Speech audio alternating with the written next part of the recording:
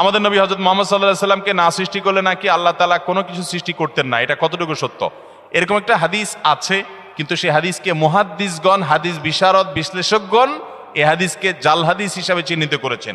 এটি সনদ বিশুদ্ধতার সূত্রে বর্ণিত নয়। লাউলা লাউলা খলিকতু লামা খলিকাতিল আফলাক, নবী সাল্লাল্লাহু আলাইহি সাল্লাম যদি সৃষ্টি না হতেন আসমান জমিন সৃষ্টি হতো না। ভাইরা আমার, নবী সাল্লাল্লাহু আলাইহি সাল্লামের মর্যাদা বলার জন্য মিথ্যা হাদিস বলার কোনো দরকার নাই। আল্লাহ তাআলা তার নবী সাল্লাল্লাহু আলাইহি সাল্লামকে, তার হাবিবকে এমনি মর্যাদা দিয়েছেন, তার জন্য ভুয়া হাদিস বানানোর কোনো দরকার। তিনি সকল নবী রাসূলদের মধ্যে শ্রেষ্ঠ, তাকে আল্লাহ মেরাজে ডেকে নিয়ে সম্মানিত করেছেন, তাকে আল্লাহ তাআলা কিয়ামতের ময়দানে হাউজে কাউসার দান করবেন, তার শাফাআত হবে সবচেয়ে বড় শাফাআত, শাফাআতে কুবরা। তাকে আল্লাহ তাআলা কত মর্যাদা দিয়েছেন, অতএব ভুয়া ভিত্তিহীন হাদিস বলার দরকার নেই। বুখারীর হাদিসে আসছে, তিনি বলেছেন লা তুতরুনি কামা আতরাতিন নাসারা ইবনে মারইয়াম, খ্রিস্টানরা ঈসা আলাইহিস সালামের মর্যাদা বেশি বলতে গিয়ে ওনাকে আল্লাহর সন্তান বানায়া ঈমান হারা হয়ে গেছে, তোমরা আমার মর্যাদা বলতে গিয়ে এরকম সীমা লঙ্ঘন করবা না।